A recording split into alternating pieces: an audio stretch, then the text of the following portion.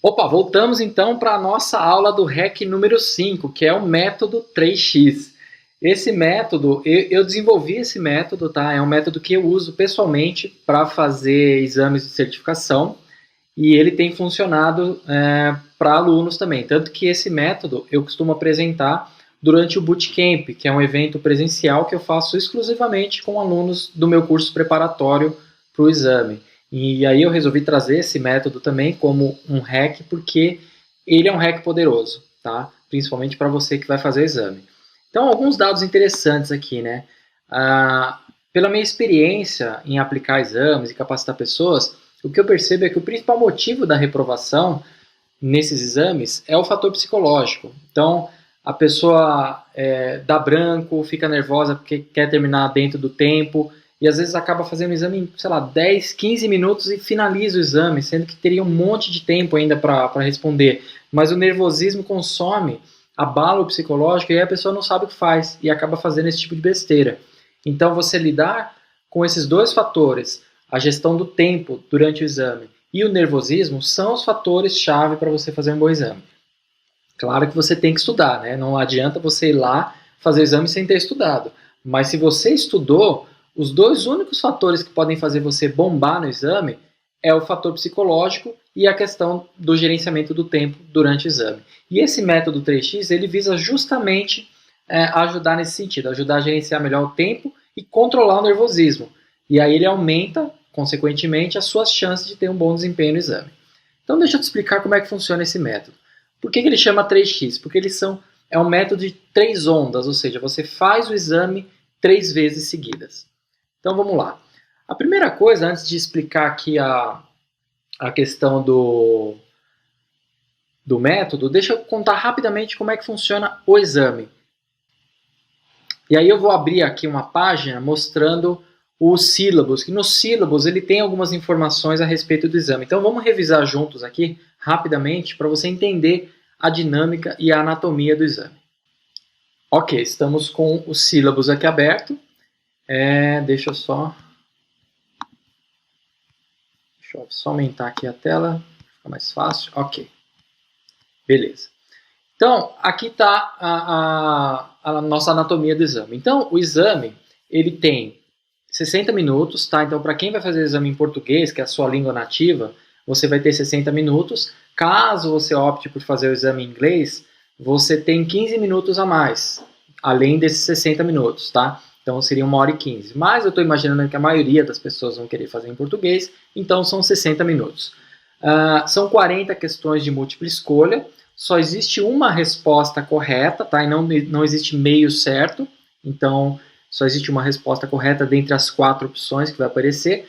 Todas as perguntas são de múltipla escolha, não tem pergunta dissertativa, e o nível de dificuldade é relativamente baixo. Você vai ter perguntas extremamente simples, em torno de 15%, talvez até mais, 20% das perguntas são extremamente simples, e o restante das perguntas são com nível mediano, ou seja, não tem uma pergunta super difícil.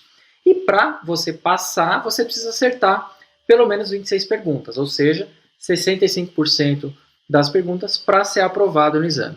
O resultado sai na hora, né? Se você estiver fazendo online ou presencialmente, desde que seja baseado em computador, ou seja, você fazendo pelo computador o exame, o resultado sai na hora. E aí o seu certificado, se você passou, né, claro, você vai receber o certificado oficial por e-mail, em PDF, em torno de 5 dias úteis depois da confirmação do exame, tá bom? E além disso, uma outra coisa interessante para a gente ver aqui é o padrão das perguntas, tá? Então são todas de múltipla escolha, mas elas têm alguns padrões. Então aqui a gente vai ver os tipos de pergunta. A primeira delas é a pergunta padrão, que é exatamente como essa aqui. É a pergunta que a gente está mais acostumado a ver em simulados e no exame. Então ele faz uma pergunta e dá 4 opções aqui para você responder qual você acha que é a certa.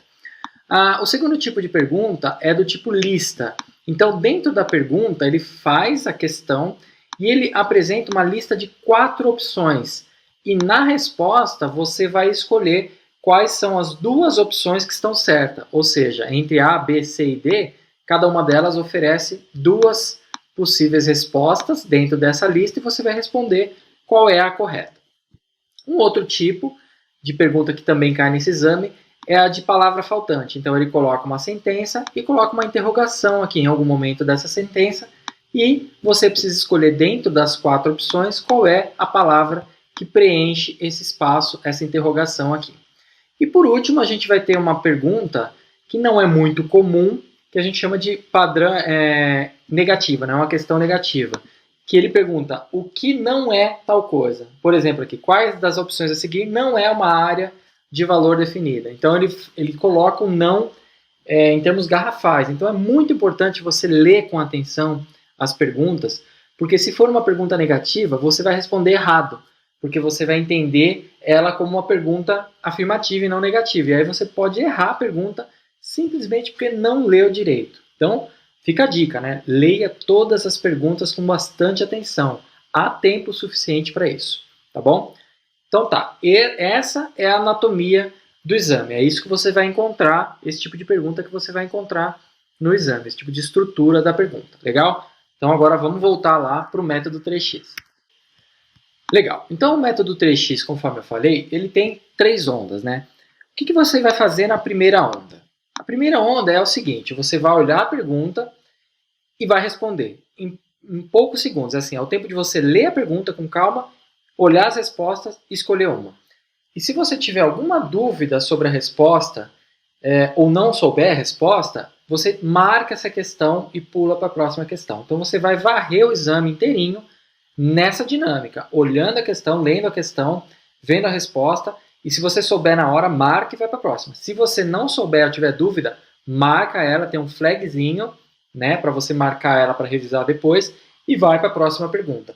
Você não é obrigado a responder sequencialmente as perguntas, é só no final do exame, depois que você tiver terminado mesmo de responder tudo, que tem um botãozinho lá para você confirmar o envio das respostas. Então você pode ficar navegando pelas perguntas do exame o tempo todo, tá? Você não precisa ser obrigado a responder sequencialmente. Então você vai responder tudo que você tem certeza, e a recomendação aqui é você usar 15 minutos dos 60 minutos do exame para responder, para rodar essa primeira onda. Por quê? A gente tem 60 minutos para responder 40 questões. Então, dá aproximadamente 1 minuto e meio para cada questão.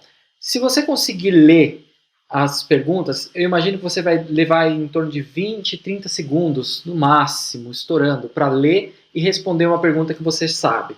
Tá? Então, a recomendação é você usar 15 minutos, os 15 minutos iniciais do exame para fazer essa onda, que é só responder o que você sabe. Quais técnicas você pode usar aqui? A técnica da palavra-chave, ou seja, aquelas palavras que você sabe que quando aparecer no exame, você já sabe automaticamente qual é a resposta, é coisa de segundos. Eu tenho até um exemplo aqui. Ó. Essa é uma pergunta que pode cair no exame, aliás, deve cair no exame. Qual é a definição de evento? E aí a gente tem 4 possíveis respostas aqui.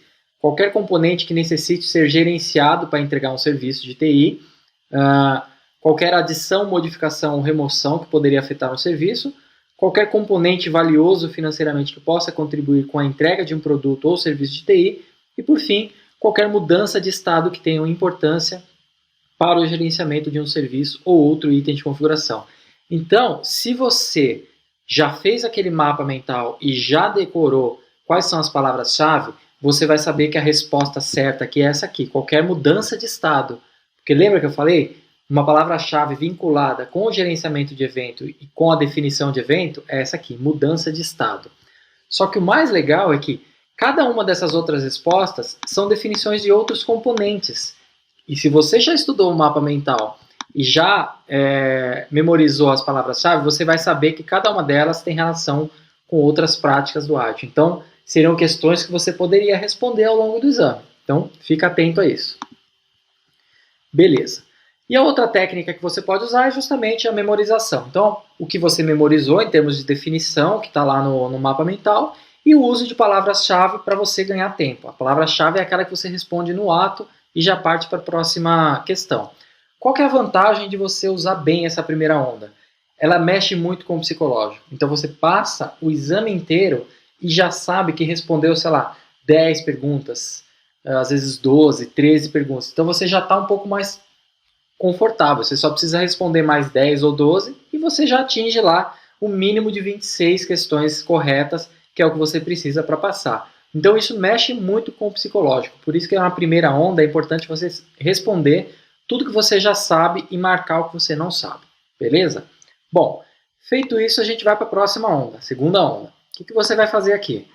Você vai verificar todas as perguntas que você marcou, né? Que você deu um flag lá para você revisar. Quais técnicas você pode usar agora? Todas as anteriores, e você pode usar uma técnica de eliminação, que também é muito eficiente para esse tipo de exame. Que você pode usar aqui como argumentação para essa técnica de eliminação? Primeiro, sempre tem uma resposta distrativa. Então, se você estudou o material, você sempre vai perceber que tem uma resposta que é absurdamente patife, assim, que você já descarta ela logo de cara. Então, isso já é legal, porque você já aumenta a probabilidade de acertar. E outra coisa que você pode fazer é eliminar respostas que você já respondeu, cuja resposta você sabe que não é o que está sendo perguntado na questão. Então você já consegue eliminar mais algumas coisas. Eu vou pegar um exemplo aqui clássico de uma pergunta que já caiu em exame e olha só como o processo de eliminação pode te ajudar. A pergunta é a seguinte: quais duas práticas utilizam soluções de contorno? Aí a primeira resposta é a seguinte: habilitação de mudanças e melhoria contínua. Então vamos supor que você já estudou e você tem certeza que a habilitação de mudança não tem nada a ver com solução de contorno e nem melhoria contínua. Você tem certeza que essas duas práticas não têm relação com a solução de contorno. Beleza, você vai para a próxima questão, que tá a próxima resposta, que diz sobre habilitação de mudanças e gerenciamento de problemas. Por mais que você tivesse dúvida com relação ao gerenciamento de problemas aqui, você já sabe que a habilitação de mudanças não é uma resposta certa. Então você já elimina essa resposta. A próxima está falando gerenciamento de problemas e gerenciamento de incidentes. Opa, pode ser que seja essa. Tem dúvida? Segura aí. Vamos para a próxima. Gerenciamento de incidentes e melhoria contínua. Você já sabe, você já definiu aqui pela primeira resposta que melhoria contínua também não é uma resposta certa, que não tem relação com soluções de contorno. Então você também elimina ela. O que acontece? Só sobrou uma única resposta possível, que é a que talvez você tenha dúvidas. Gerenciamento de problemas e gerenciamento de incidentes. Mas usando a técnica de eliminação, agora você pode ter certeza que essa é a resposta certa. E aí você vai lá e marca. Então nessa onda, não tem problema você investir um pouquinho mais de tempo, não é tão rápido. Você fez a primeira onda justamente para chegar na segunda onda com mais tempo para pensar nessas perguntas que você tem mais dúvida. Tudo bem? Beleza. Uma outra técnica que você pode usar é a comparação com o que já foi respondido. Então, uma coisa interessante que eu costumo falar para os alunos é que assim, você aprende com a prova. Então, a partir do momento que você rodou a prova uma primeira vez, você já sabe o que está escrito. E você já acaba aprendendo com o que está escrito na prova. Você pode usar respostas ou perguntas de outras questões para responder questões que você não tem certeza. Isso acontece muito. Pelo menos umas 2, 3 questões no exame, você vai conseguir responder com o que você já viu em perguntas anteriores do próprio exame. Então usa isso a seu favor. E aí a recomendação aqui é que você use 35 minutos do tempo do exame para essa segunda onda. Então o máximo de tempo possível que eu estou sugerindo aqui é na segunda onda. Na primeira onda 15 minutos, na segunda onda 35 minutos. E aí um recado, né? É muito importante, é muito arriscado você deixar mais de 10 questões para a terceira onda. E você vai entender por quê, tá? Então, procura responder o máximo de questões possíveis agora na segunda onda, tá bom? E eu vou te explicar por que é importante não deixar tantas questões para a terceira onda. Então vamos lá. O que é a terceira onda? É o seguinte, na terceira onda, a partir de agora o que vier é lucro, tá? Então você já passou pelo exame e tem coisas que você realmente não sabe responder, ou que você está com muita dúvida. Então agora a única saída é você responder. O que você não pode é deixar nenhuma pergunta em branco, tá? Porque você não perde ponto por errar. Agora, se você não responder, você deixa de ganhar um ponto. Então, se você pelo menos arriscar em alguma alternativa, você pode até acertar, né, sem querer, meio no chute, e você pode usar algumas estratégias aqui também para ajudar você nesse chute, tá? Primeira coisa, fuja de respostas, aliás, essa é a única coisa, né? Fuja de respostas impositivas, excessivamente específicas ou limitantes e use o seu bom senso. O que eu quero dizer aqui? O ITIL, ele é um framework muito abrangente e ele não é prescritivo, ele não obriga você a fazer nada. Então, sempre que tiver alguma pergunta que esteja muito impositiva, tipo, você tem que fazer isso, toma cuidado, porque talvez não seja a resposta certa. Quando eu digo excessivamente específico ou limitante, é algo que ele pode perguntar assim, essa coisa tem que fazer somente neste caso. Opa, peraí, ele está sendo extremamente limitante aqui. Vamos tomar cuidado com esse tipo de resposta. E o uso do bom senso é assim, se você não chegar a conclusão nenhuma, pelo menos use o bom senso, coisas que você está acostumado no seu dia a dia, que você já viu que você acha que é o bom senso. E aí você aplica isso para tentar escolher a resposta certa. A única ressalva aqui é você não usar o bom senso desde o começo, logo no começo da prova. Por quê? É muito comum que a gente adquira vícios das empresas. Então, nem todas as empresas seguem o ITIL lá do jeito que ele está escrito. E nem é para fazer isso mesmo. O problema é que quando você chega com esses vícios, esses aprendizados externos ao que o ITIL está falando e tenta aplicar isso no exame, pode ser que você escolha uma resposta que não é a certa. Então, deixa para usar o bom senso lá na terceira onda. Quando você realmente não souber a resposta, aí você usa o bom senso, tá bom? E aí eu vou trazer aqui um exemplo de uma pergunta também que pode cair no exame e que dá para aplicar esse conceito. A pergunta é a seguinte: qual afirmação sobre melhoria contínua está correta? E aí a gente tem as seguintes respostas aqui. Uma única equipe deve executar a melhoria contínua em toda a organização. Então olha só como ele está sendo limitante. Ele está falando que uma equipe só tem que fazer a melhoria contínua em toda uma organização, não importa o tamanho da organização. Já está esquisito, ele está sendo realmente muito limitante aqui. A próxima. Todas as ideias de melhoria devem ser registradas em um único registro de melhoria contínua. Pensa só, né? Vamos usar a questão do... Ele está limitando, né, um único registro, mas vamos usar bom senso. Você registra, faz um monte de descrições de melhoria contínua em um único registro, ia ficar super confuso fazer isso, né? Para você fazer o tracking, para você distribuir as ações. Não faz muito sentido. Então, usando o bom senso, a gente eliminaria essa questão. A próxima.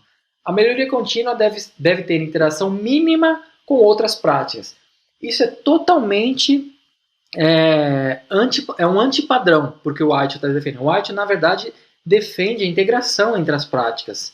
E a melhoria contínua, ela é super abrangente. Ela aparece em vários momentos descrita no framework, seja como uma prática, seja como um componente do sistema de valor de serviço, ou seja, como uma atividade da cadeia de valor de serviço. Ou seja, essa resposta é absurdamente distrativa, tá? Então, também eliminaríamos ela.